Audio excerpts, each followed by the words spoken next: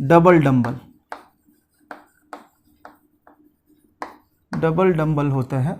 और double dumbbell में D के 5 ऑर्बिटल्स आपने पढ़े हैं, तो डी के जो 5 ऑर्बिटल्स हैं वो क्या हैं? अगर हम देखें तो डी एक्स वाई इस तरह से, D Y Z, D Y Z, D Z X, ये तीनों ही नॉन एक्सियल होते हैं।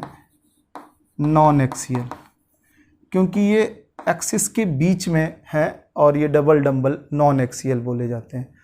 अगर हम देखें D X square minus Y square इस तरह से, तो ये D X square minus Y square है और एक डी जेड स्क्वायर। इस तरह से डी के 5 ऑर्बिटल्स हैं। अब यहाँ ध्यान रखिए कि p ऑर्बिटल्स में 2 लोब होते हैं और वो दोनों ही लोब में से इस तरह से एक प्लस और एक माइनस इलेक्ट्रॉन डेंसिटी जो हम देखते हैं, क्योंकि ये एक वेव है। तो वेव है, आपने पहले ही लिखा कि ऑर्बिटल एंड इलेक्ट्रॉन एक वेव है श्रोडिंगर वेव इक्वेशन के अकॉर्डिंगली। तो ये 2 लोब में से एक प्लस और एक माइनस, जैसे वेव जाती है आपकी ऊपर और नीचे, प्लस माइनस वही है। तो ये 2 लोब हैं, लेकिन डी में है 4 लोब, और जो 4 लोब हैं तो उसके डी के जो लोब हैं तो ये जैसे और ये, तो दोनों ही एक ही उसके रहते हैं, प्लस प्लस माइनस माइनस, ये डी के जो लोब होते हैं, जबकि इसमें लोब ऐसा होता है। ये जो डी के 2 ऑर्बिटल हैं ये एक्सियल हैं क्योंकि एक्सिस के ऊपर हैं, और हायर लेवल पर अगर आप देखेंगे तो इनको ईजी ऑर्बिटल बोलते हैं। जब आप कोऑर्डिनेशन केमिस्ट्री में ये टर्म्स है, और ये T2G ऑर्बिटल बोले जाते हैं, T2G ऑर्बिटल।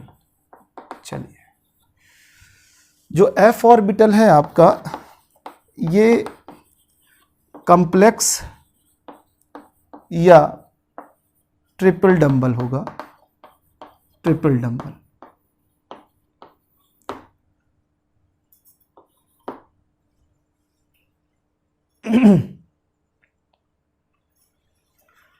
तो अगर हम देखें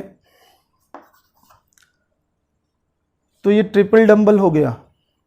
अगर हम यहां एक बात और समझें कि नोड क्या होता है, नोड होता है area where probability of electron become 0,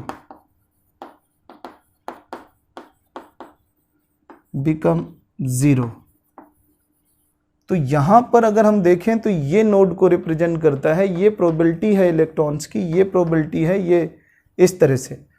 तो अगर हम बात करें तो हमारे पास जो नोड हैं वो 2 तरह के होते हैं, रेडियल नोड्स और एंगुलर नोड्स। तो ये बात ध्यान रखना कि रेडियल नोड्स का जो फॉर्मूला होता है वो रेडियल नोड होता है n-l-1।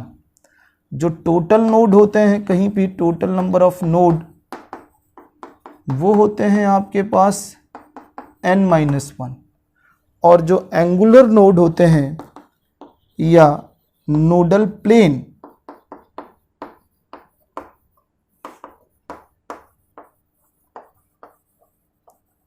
वो L के बराबर होते हैं। ये बात समझ लीजिए। तो जैसे आपसे क्वेश्चन आए number of node in 4f orbital, तो आपसे यहाँ पर ये नहीं पूछा है कि रेडियल है या एंगुलर है, क्या है। तो टोटल नोड में दोनों रेडियल और एंगुलर नोड होते हैं, तो यानी कि टोटल नोड का फॉर्मूला n-1 है। तो अगर हम n-1 देखें तो ये वैल्यू n को रिप्रेजेंट करती है। तो अगर हम यहाँ देखें तो इसके पास 4-1 3 नोड आएंगे। अब वो तीनों ही node all 3 are angular node. Angular node क्यों? क्योंकि L की वैल्यू इस F के लिए 3 होती है, इसलिए वो तीनों ही एंगुलर नोड होते हैं। तो ये नोड और शेप ऑर्बिटल का हमने डिस्कस किया।